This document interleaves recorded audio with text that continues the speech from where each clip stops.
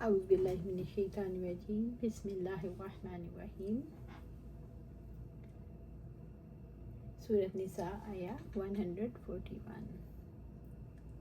الذین یتربصون بکم، جو تمہارے بارے میں انتظار میں رہتے ہیں۔ مسلمانوں کے بارے میں منافق کس چیز کے انتظار میں رہتے ہیں؟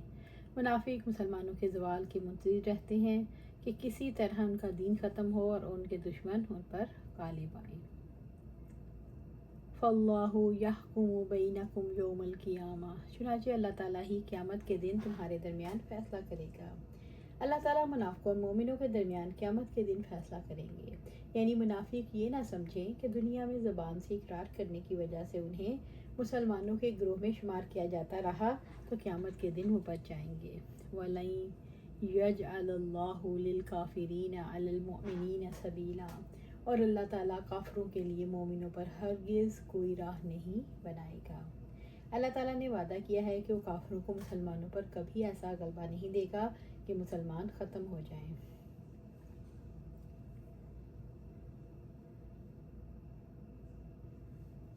سورۃ نساء آیا 142۔ اس آیت کا شان نزول عبداللہ بن ابی اور ابو عامر بن نعمان منافقین کے بارے میں نازل ہوئی۔ منافق کیسے دھوکہ دیتے ہیں؟ مسلمانوں کے سامنے وہ کلمہ پڑھتے ہیں اور دل میں کفر چھپاتے ہیں۔ ان المنافقین یخادعون اللہ وہو خادعہم، بلا شبہ منافق اللہ تعالیٰ کو دھوکہ دیتے ہیں حالانکہ وہ انہیں دھوکہ دینے والا ہے۔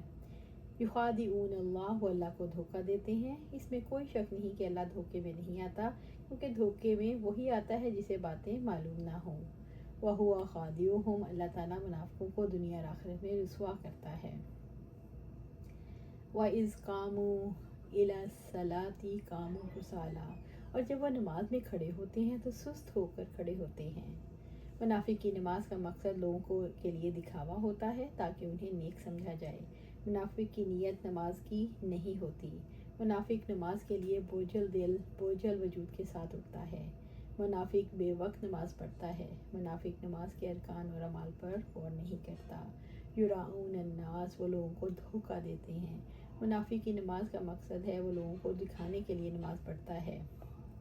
وَلَا يَذْكُرُونَ اللَّهَ إِلَّا قَلِيلًا، اور اللہ تعالیٰ کو یاد نہیں کرتے مگر بہت کم۔ منافق نماز میں اللہ تعالیٰ کو کم ہی یاد کرتے ہیں۔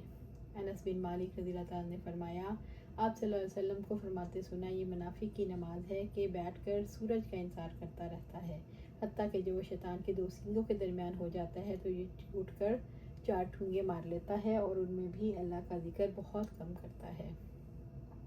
مومن کی نماز کی کیا خصوصیات ہیں؟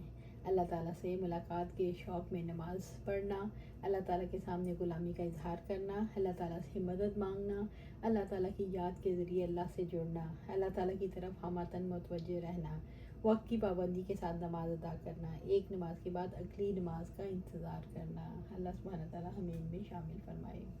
سورۃ نساء آیا 143۔ مذبذبین بین ذالک لا الہ ہؤلاء ولا الہ ہؤلاء، وہ درمیان ہی میں ڈاواں ڈول ہیں، نہ ان کی طرف ہیں نہ ان کی طرف۔ اللہ نے منافقوں کی حالت بیان کی کہ وہ ایمان اور کفر کے درمیان حیران اور تذبذب کی حالت میں رہتے ہیں۔ منافق نہ مسلمانوں کے ساتھ ہیں اور نہ کافروں کے ساتھ، کبھی مسلمانوں کو اطمینان دلاتے ہیں اور کبھی کافروں کو یقین دلاتے ہیں۔ وَمَن يُضْلِلِ اللَّهُ فَلَن تَجِدَ لَهُ سَبِيلًا، اور جسے اللہ تعالیٰ گمراہ کر دے تو آپ اس کے لیے ہرگز کوئی راستہ نہیں پائیں گے۔ جو شخص سب کچھ جانتے اور سمجھتے ہوئے گمراہی میں پڑ جائے، اس کو سیدھا راستے پر لانے کے لیے انسانی کوششیں کامیاب نہیں ہو سکتی۔ سورۃ نساء آیا 144۔ یا ایھا الذین آمنوا لا تتخذوا الکافرین اولیاء من دون المؤمنین، اے لوگو جو ایمان لائے ہو، مومنوں کو چھوڑ کر کافروں کو دوست نہ بناؤ۔ کفار سے دوستی بڑا جرم ہے، یہ قطعی کفر ہے، اس کے بعد دوزخ کا داخلہ لکھ دیا جائے گا۔ حاکم کہتے ہیں یہ آیت دلیل ہے کہ کافر کی دوستی حرام ہے۔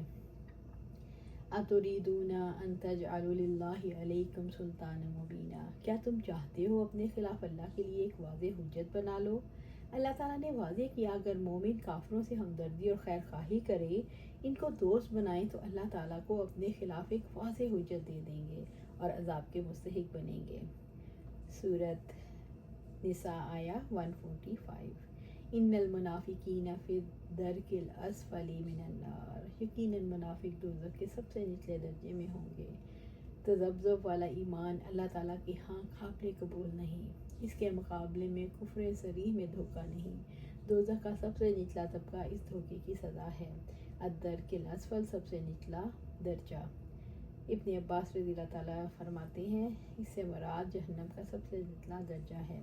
وَلَن تَجِدَ لَهُمْ نَصِيرًا، اور آپ ان کا ہرگز کوئی مددگار نہیں پائیں گے۔ اللہ تعالیٰ نے واضح کیا منافقوں کو اللہ تعالیٰ کے مقابلے میں کوئی مددگار نہیں ملے گا۔